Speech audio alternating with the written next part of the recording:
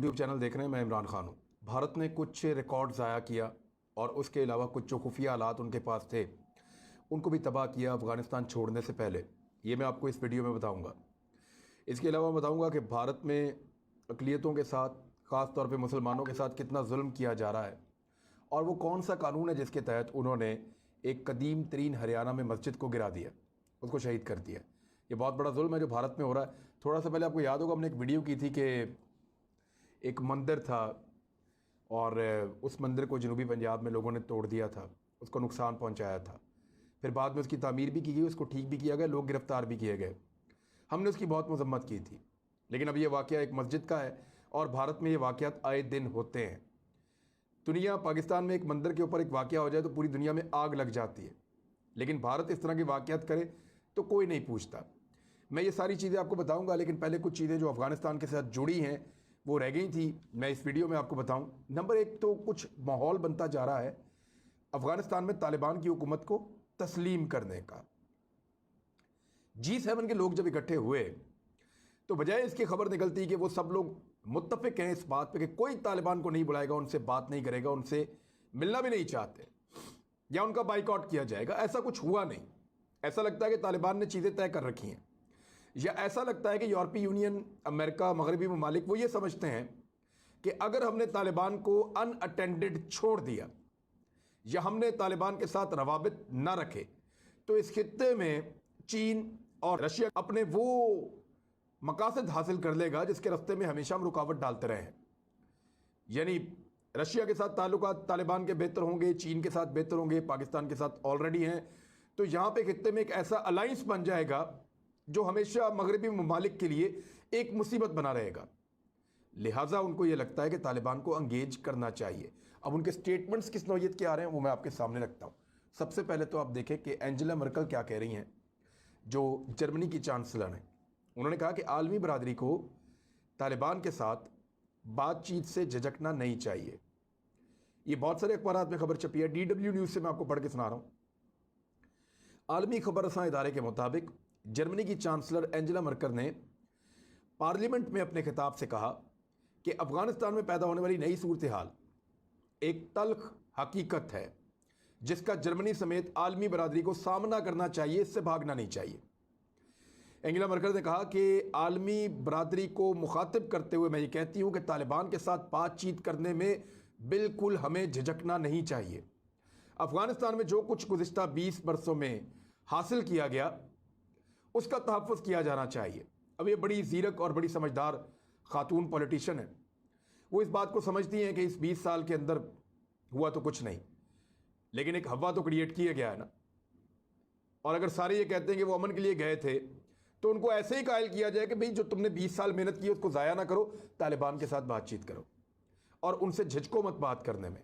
उनके साथ बातचीत करने में पूरी दुनिया की भलाई है और उनको अकेला छोड़ देने में हमारी भलाई नहीं है। फिर उन्होंने कहा कि अभी कल ही अफगानिस्तान की मौजूदा सूरत हाल के तनाजुर में जर्मनी ने इंसानी बुनियादों पर मुहैया की जाने वाली माली इमदाद में कुछ हमने कहा कि हम 50 करोड़ यूरो का इजाफा भी करेंगे, हमने ये ऐलान किया है। लेकिन जो पैसे दूसरी तरफ जर्मनी जो पैसे देने थे अफगानिस्तान को, वो पैसे भी रोक लिए हैं। वो लगभग 300 मिलियन अमेरिकी डॉलर्स हैं जो जर्मनी ने देने थे, लेकिन तालिबान के आने के बाद उन्होंने रोक लिए हैं। दूसरी जानिब 50 करोड़ यूरो के इजाफे का भी उन्होंने ऐलान किया है जो दिया जाएगा उन लोगों को जो अफगान हैं। मे भी ये खर्च किया जाए इंसानी हमदर्दी की बुनियाद पे, NGOs के ज़रिए से, इदारों के ज़रिए से, लेकिन जो पैसा अफगानिस्तान को मिलना था वो उन्होंने रोक लिया है। इसके बाद दूसरी खबर जो है वो आई है G7 ममालिक, वो इकट्ठे हुए और वहाँ से जो स्टेटमेंट आए हैं वो बहुत इंपॉर्टेंट थे और उन पर बात होना बहुत ज़रूरी है।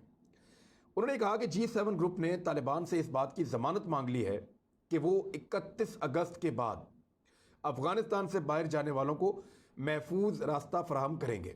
यानी तालिबान से उन्होंने कहा कि आप हमें ज़मानत दीजिए। वो उनसे बातचीत करने में राज़ी नज़र आते हैं। 10 डाउनिंग स्ट्रीट से जारी करदा बयान में कहा गया है कि वज़ीर आज़म बरतानिया बोरिस जॉनसन का कहना है कि हम इस अज़म का अदा करते हैं कि तालिबान को दहशतगर्दी की रोकथाम, इंसानी हुकूक बिलअमूम और बिलखसूस ख़वातीन, लड़कियों और अक़लियतों के हकूक़ और तमाम तबकात को शामिल करके अफ़गानिस्तान में सियासी तस्वीर की जानिब पेशकदमी के लिए जिम्मेदार ठहराया जाएगा।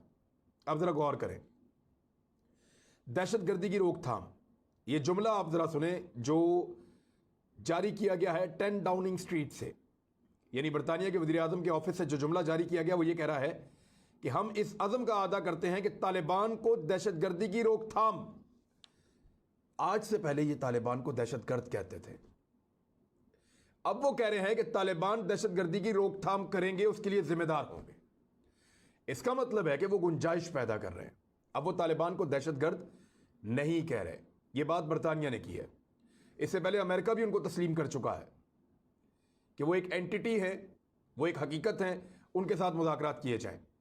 सिर्फ कुछ ऐसे लोग हैं जिनको अभी भी तकलीफ है, जिनको अभी भी बहुत प्रॉब्लम है, और उनको ये लगता है कि वो वही कहते रहें जो माजी में अमेरिका कहा करता था या जो माजी में बरतानिया कहा करता था। आज से कुछ अरसे के बाद जब भारत अफगानिस्तान में तालिबान की हुकूमत को तस्लीम कर देगा तो तब ये सारे लोग कहेंगे कि जी भारत ने देखे कैसा कमाल कर दिया।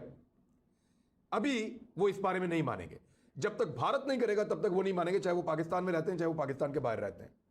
तो इनकी खसलत ऐसी है, तो उस पर अब क्या किया जा सकता है। भारत, ये बात अब G7 ममालिक वो इस अमर पे मुत्तफिक हैं कि तालिबान 31 अगस्त के बाद भी अगर अफगानिस्तान से लोग निकलना चाहते हैं तो उनको महफूज रास्ता दिया जाए। मुस्तकबिल में तालिबान से ताल्लुक़ रखने के रोड मैप पर भी G7 ग्रुप के लोग मुत्तफिक हो गए हैं। ये बहुत बड़ी खबर है। वो ये कह रहे हैं कि G7 ममालिक आपस में मुशावरत करने के बाद मुत्तफिक हो गए हैं कि मुस्तकबिल में तालिबान से किस तरीके से ताल्लुकात रखने हैं। तो कता ताल्लुकी वाला सफ़ा तो फट गया, वो तो बात हो गई ख़त्म। इसको भी आप जहन में रखिएगा। उन्होंने कहा इस हवाले से पहली शर्त यह है कि तालिबान की जानिब से ज़मानत फराहम की जाए कि वो अफगानिस्तान से निकलने वालों को महफूज रास्ता देंगे। और एक वर्चुअल इजलास जो हुआ G7 का, उसमें उन्होंने कहा कि अफगानिस्तान से इनकला की किसी नई तारीख के बारे में कोई नतीजा नहीं निकाला जा सका, इसलिए कि वो तो जो बाइडन ने भी कह दिया कि 31 अगस्त तक हम हर हाल में निकल जाएंगे, जबकि तालिबान ने कहा कि भाई आपको निकलना होगा, इसके अलावा हम आपको मजीद वक्त नहीं दे सकते हैं। फिर जो जर्मन चांसलर है उन्होंने कहा कि एंजेला मर्केल, जिनका पहले मैंने आपको बताई, इसी वीडियो में आपको उनकी खबर दी मैंने, उन्होंने कहा कि जर्मनी अफगानिस्तान के पड़ोसी ममालिक पाकिस्तान और ईरान के साथ मिलकर इस हवाले से काम करने के लिए तैयार है। पाकिस्तान का नाम फिर G7 ममालिक में भी आया है। पाकिस्तान की रेलिवेंसी का आप यहाँ से अंदाज़ा कीजिए। तो ऐसा लगता है कि अफगानिस्तान का जो नया रिजीम है वो ज़्यादा देर तक अकेला नहीं रहेगा। दुनिया इस बात को समझती है कि अब जंग तो वहाँ की नहीं जा सकती, और अगर मगरबी ममालिक अफगानिस्तान में नए रिजीम को तस्लीम नहीं करेंगे तो लोकल ममालिक कर लेंगे, चाइना और रशिया कर लेंगे। तो फिर चाइना और रशिया के ताल्लुकात उनके साथ बहुत अच्छे बन जाएंगे और मफादात भी उनके पास आ जाएंगे। लिहाजा मगरब ना चाहते हुए भी मजबूर है कि तालिबान के रजीम को ना सिर्फ तस्लीम करे बल्कि आने वाले दिनों में उनके साथ वर्किंग रिलेशन भी रखे, जिसका इशारा उन्होंने दे दिया है। बाकी इस खित्ते में क्या हो रहा है उसके ऊपर हम नजर रखेंगे और आपको बताएंगे। अब आ जाए एक और खबर की तरफ। भारत जब निकला है अफगानिस्तान से तो उन्होंने 14 गाड़ियों में अपने बंदे निकाले, यानी भारतीय हुकूमत ने तालिबान से रब्ता करके 14 गाड़ियों में भारतीय शहरियों, सफारतकारों और सिक्योरिटी एहलकारों को वापस बुलाया। अफगानिस्तान से निकाले जाने वाले भारतीय शहरियों की तादाद 150 के लगभग थी, जबकि ज़्यादातर भारतीय जासूस काबुल में फंस गए हैं अभी भी, इस वक्त भी। अब ज़रूरी नहीं है कि वो भारतीय शहरी हों, लेकिन भारतीय जासूस हैं, ये बाहर भी लोगों को हायर करते हैं। ज़राए के मुताबिक काबुल में तालिबान की जानिब से दाखिले से पहले नई दिल्ली का ख्याल था कि अफगानिस्तान से अमरीकी इनखला वाशिंगटन और इस्लामाबाद के दरमियान मौजूदा जो पार्टनरशिप है उसको कमज़ोर कर देगा, और हिंदुस्तान, अमरीका और पाकिस्तान के दरमियान ताल्लुकात ख़राब होने के ऊपर बहुत खुश था। लेकिन हुआ क्या? हुआ ये कि अचानक सब कुछ हो गया और भारत को बहुत बड़े पैमाने पर अपने खुफिया आलात को नाकारा बनाना पड़ा है। अपने उन तमाम इक्विपमेंट को जिससे वो इंटेलिजेंस करते थे, जिससे वो जासूसी करते थे, उन तमाम को तबाह किया है बहुत बड़े पैमाने पर भारत ने अफगानिस्तान में, और कुछ दस्तावेजात भी ज़ाया किए हैं।